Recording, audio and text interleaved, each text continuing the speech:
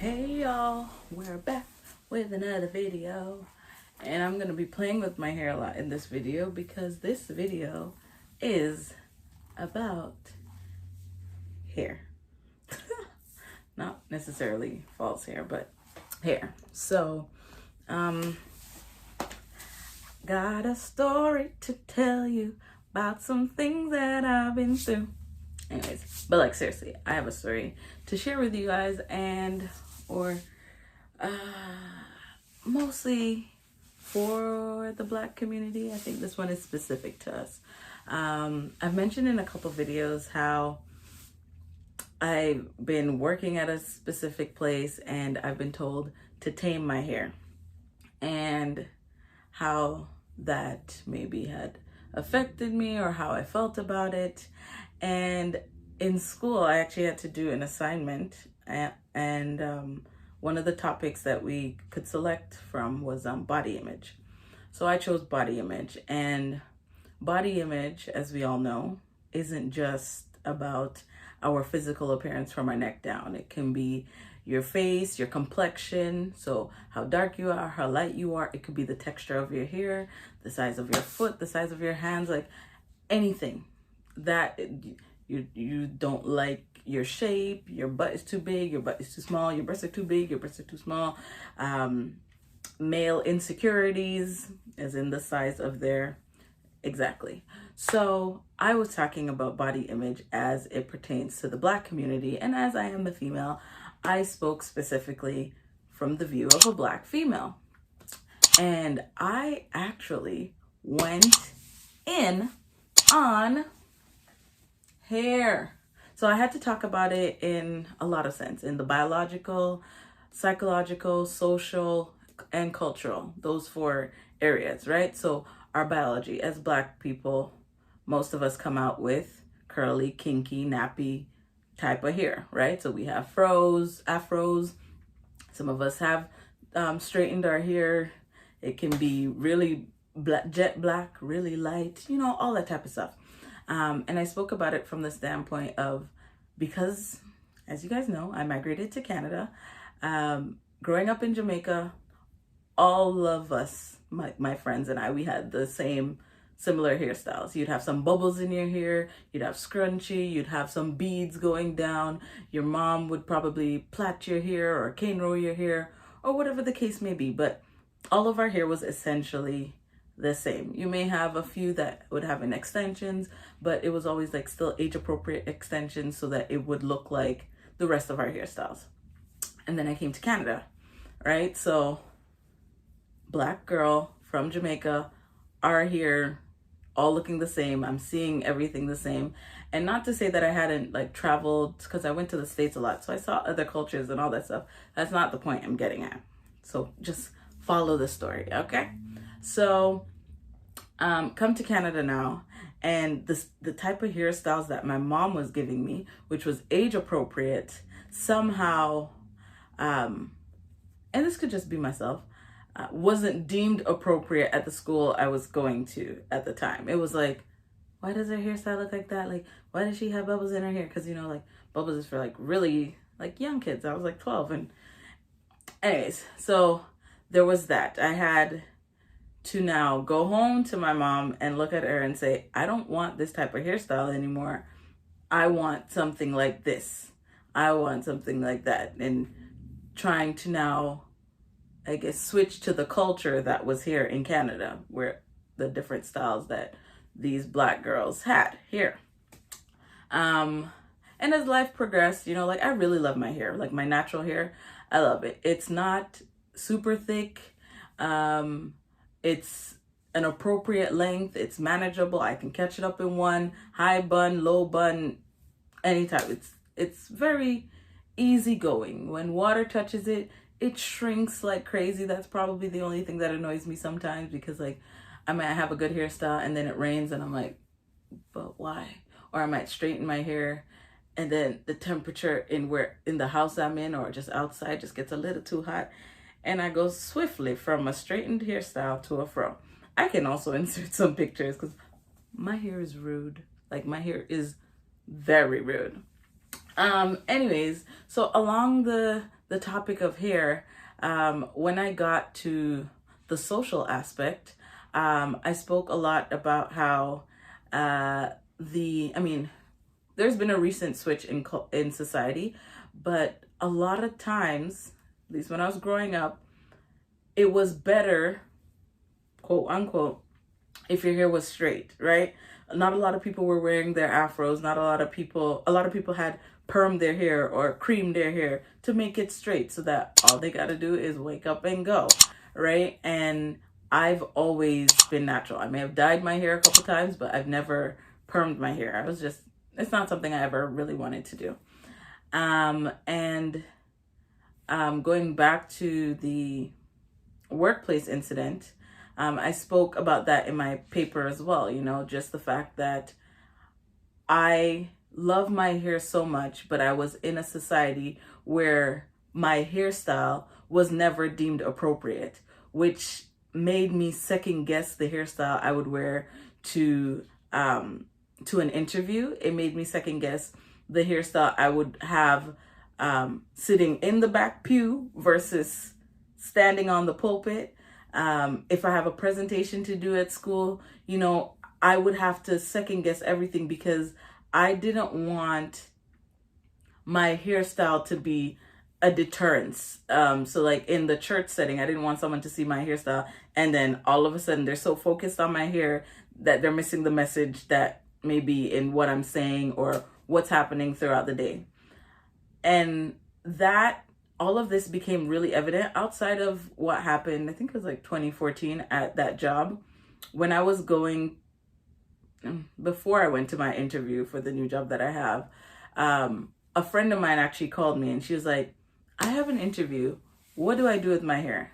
And I kid you not, I went online and I Googled appropriate hairstyles for an interview.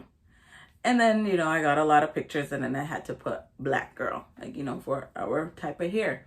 And I saw the straight hair. So a lot of them straightened or they had their hair permed. I saw their hair in one and all that stuff. So now I'm going to my friend and I'm like, hey, you could straighten your hair. You could put your hair in one in a bun or whatever. She's like, I don't like that though because I like my natural curls. And I'm like, you could also do your natural curls.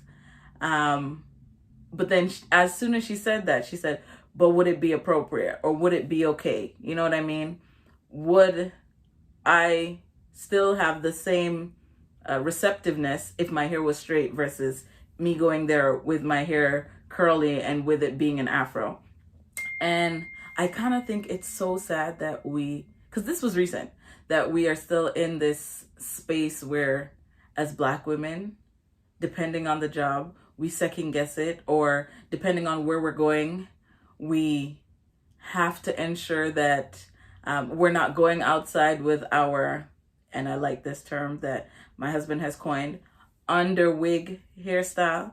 So under wig hairstyle meaning maybe some messy cane rows or some plaits or some twists that, ideally you'd probably undo to get a nice curly hairstyle, because the person we appear as when we have that hairstyle may not be as welcoming as the person who may have neat box braids or a wig or a weave or have their hair straightened. And I've seen it within my life where I've gotten two very different responses because my hair, I may not have been having a good hair day versus I'm having a great hair day. Like how people interact with you, it's so different, even though at the end of the day, I'm the exact same person. And I feel like within our culture, my sister said this, every other culture, if they catch up their hair messy, it's okay. It's like a cute, messy style.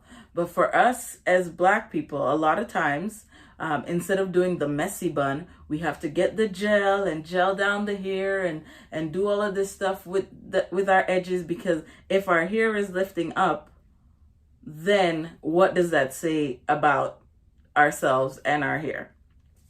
And I was just wetting your surface, and I really want to know if anyone else has experienced this type of situation with their natural hair where they felt as though they've entered the room and people have given them a second glance, or they've had to think, double think, triple check if a hairstyle is appropriate for wherever it is that they're going. And if so, how have you dealt with it, and how are you handling it? Because outside of social media, a lot of the celebrities that we look up to who may also be Black may not be wearing their natural hair. Not to say that they're not comfortable with it.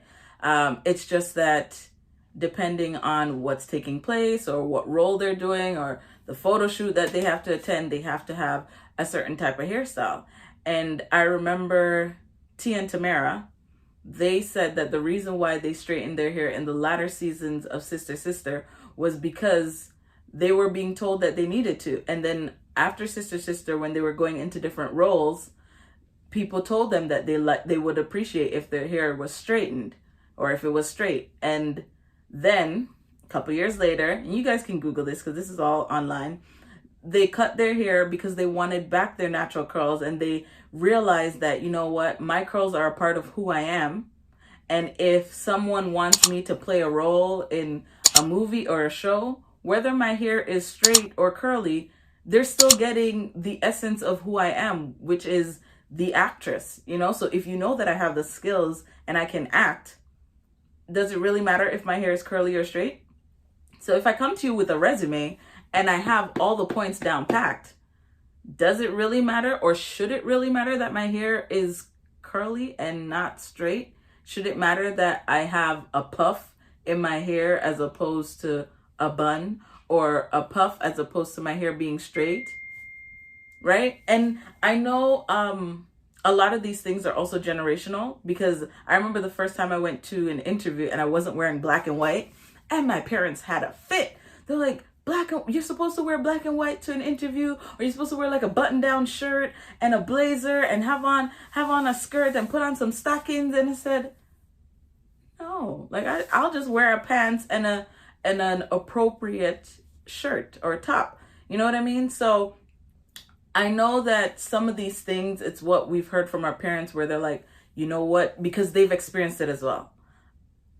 A tale as old as time story from my mom was, she was working in corporate Canada, and one day she went to work with some single braids, and the people went over to her and said, oh my goodness, what are you using in your hair? Because it grew like since the last time I saw you. And my mom said, I'm sorry, what are you using it? Can I touch it? And because she's had that experience, she's educated or advised myself and my sister on, I guess, things that would make it a little bit easier based on her experience. And I think that could also be a secondary factor as to why some of us as Black women may second guess the things that we do with our hair. And living at home and working at home now, prior to putting in the braids, sometimes I was like, I really do not want to comb my hair, but I also know that I can't go on the Zoom or the Teams with a bonnet. You know what I mean? Like, I know that for sure, like, I wouldn't ever do, because that doesn't really look professional. But the time that I have to take to make myself look presentable, and this isn't just like the wash your face, brush your teeth, shower, put on decent clothes. I mean, I may have to gel down the hair and make it look appropriate. And if I do 2 cane rows in my head, I do like, I take it from this side to go over. So it's like somewhat of a style, and it doesn't just look like 2 big cane rows in my head. Like, I go through and I second guess and I triple check, and I'm like, I know that for a fact I may be overthinking it, but I feel as though because of the experiences that I've had to second guess it. And the experiences that I've heard from a lot of my friends and other family members, I know that I'm not making it up and I'm not alone. However, I strongly also believe that we should be true to who we are. And if we love and we can rock that natural hair, then do so. But I know what I'm saying, but like I also know that a lot of us will wear that wig and that weave and we'll straighten our hair for that interview. And then once we've been working for like a 3 to 6 months period, then we're like, okay, I can be my true self, sort of a thing.